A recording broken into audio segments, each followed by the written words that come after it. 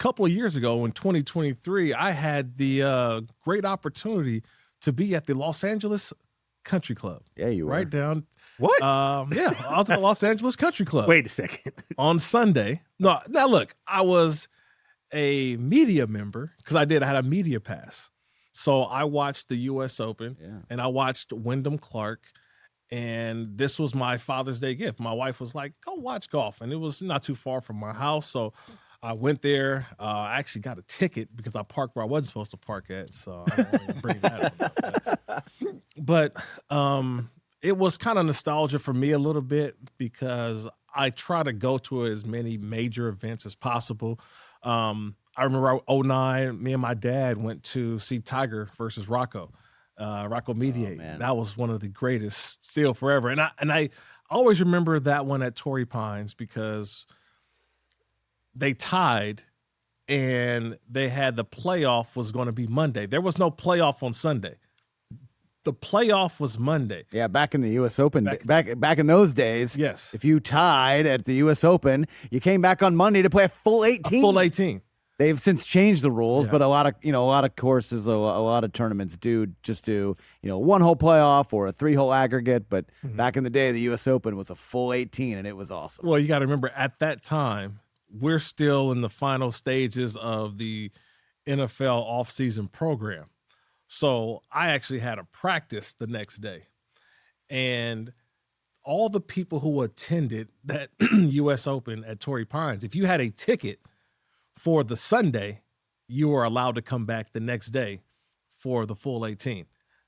I did not go to the full 18 because I had to go to practice. So I always remember that. Like I had a chance to just watch Rocco and Tiger. But I locked eyes with Tiger, I think, of one of those, I forgot what hole it was, like in terms of just watching him walk with that little look and scowl because his knee was hurting. And he looked, I kind of gave him that little head nod, like, I see you. And that was it. So I did lock eyes with Tiger. That's one of my things. I mean, that's awesome. Did he give you a nod back? I mean, he was like in robot. Like like if you see him when he was on the court, he looked like a robot. Yeah.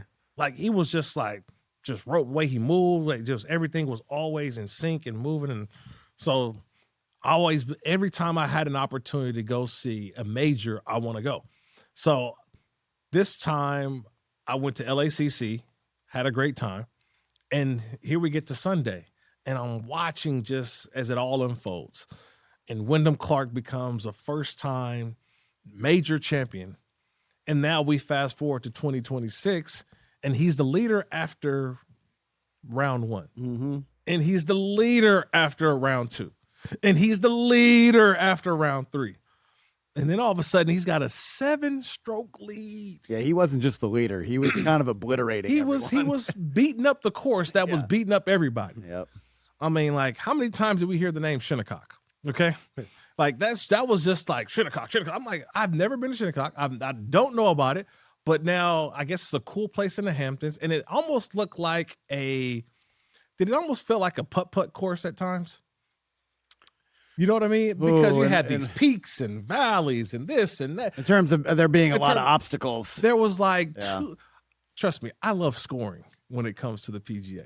This was like way too much patience. You know, I wrote down the other day, I called this the U.S. Open. Because it was like every time I'm watching throughout the whole weekend, it was always a guy would hit a putt. It's like,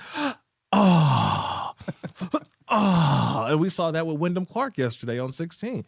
He just birdied one, then all of a sudden he gets to 16 and same thing on 18, I think it was with Sam Burns. Had an opportunity to go out, get a birdie, going, feel good. So I'm calling that the Shinnecock was the U.S. Pin. You like that one? All right. I thought it was going to go over better, but it's all good. But Wyndham Clark. Wyndham Clark, man, congratulations. But this was a guy who stood through the test. And like I've never had that feeling before. I don't know what that feels like when everybody's chasing you. You know what I mean? Like the nerves that you have to have. And I remember someone said, do you understand what it feels like to stand over a putt to either win or to even lose? Like your heart is beating out of your shirt. Yeah, how do you feel your hands? Like, how do you feel? Like, how do you know what that feels like? Like, what is that? What does that pressure feel like?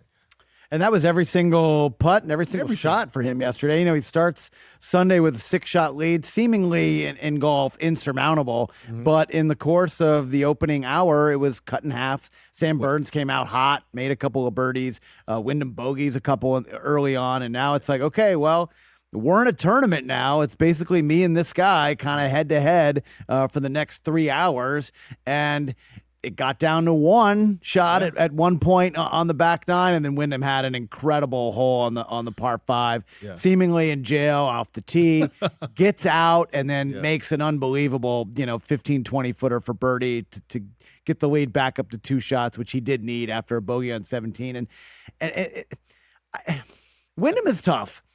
He has done a lot of stupid things on the course. That there was an incident last year where he smashed one of the lockers at Oakmont. Massive no. Right. He has had outbursts on the course before. He's smashed sponsorship signs, and he's famously has a coach, a sports psychologist who works with him, and now he's dominating a U.S. Open, where the course is kind of the star, and he is just like beasting this thing. Shinnecock. And no one is cheering for him. This guy is hitting unbelievable shots. He is getting up and down from all over the place the entire weekend. It's really remarkable, the performance that he put on. A wire-to-wire major win, which it's so rare. We don't really see this in the sport. And every tee shot, someone's yelling, "Get in the bunker!" Like, they're cheering when he misses short putts. It's like, what are we doing? What did this guy do to you? They kicked 2 patrons out. Do you remember that? Yeah. They kicked 2 guys out of it. They were acting like lunatics. But this is the same crowd that was, behaving like madmen at the Ryder Cup last year to the Europeans, to Shane Lowry, and Rory had guys kicked out. And it's just like, can we just go to a golf tournament and cheer on the performance that we're witnessing? This guy, in historic fashion, is now a 2-time, I said 2-time. I said 2. U.S. Open champion, which the list of people who have done that is very small. Yeah. And now this guy has an all-time performance, and we're just booing him. And why? Because you want Scotty to win? Look, I get it. It's cool, but appreciate what you're witnessing here in the moment. Yeah, I appreciate what I was witnessing. I like that. And I think that's what fueled him, too. He felt like, look, I had to go against the crowd, too. You know what I mean? Like, it wasn't just me out there on the course. It was me on the course, but also going against Scotty Scheffler, going against the crowd. I like that. That to me was what kind of drew me into Windham Clark. I was excited for him. And for people who haven't been watching, he's been playing great this year too. So I'm kind of not surprised that he was able to finally secure a victory in this year's US he's Open. been on a heater the last couple of months. He's been balling. Yeah, he won a couple weeks ago. And so, this was something that was building, but look, Scotty had the going for their career Grand Slam. If he wins, it was his birthday yesterday. So like all those storylines, Rory won the Masters. So I get it that, some of the fans out there have other rooting interests. Yeah. But this guy put on a show for 4 straight days. Yeah. So let's just give him his due. Yeah, Mr. Up and Down is what they're calling him. But Mike Tirico gave us a little tidbit as it was drawing near to the end of the U.S. Open that Wyndham Clark's dad was in attendance, took a red-eye flight from Denver and made it to Shinnecock to see his son win his second U.S. Open. Here's a sound. He's never been there to see me win. And so that, not only that, to finally have him there for a win is amazing, but especially on Father's Day. And I know in 23, it was obviously a great Father's Day present for him, but I know he wanted to be here in person. And so for him to surprise me was amazing. And so I can't wait to spend more time with my dad tonight and celebrating this, because it's not just my win. It's my, it's my team. It's John Ellis who helped get me here. It's Big Wave. It's my agent. It's my swing coaches, my trainers, and then obviously my family. So there's a lot of people behind me. So I was happy that he could be here. Yeah, a lot of people behind him, and then what a great shot right there. Yeah, just him hugging his dad. Dad said, "I'm so glad to be here." Had no idea his dad was rolling up. Hey, you made it all the way to the end. Thanks for that. Check us out every single day streaming live on Disney Plus and the ESPN app 12 to 3 Eastern.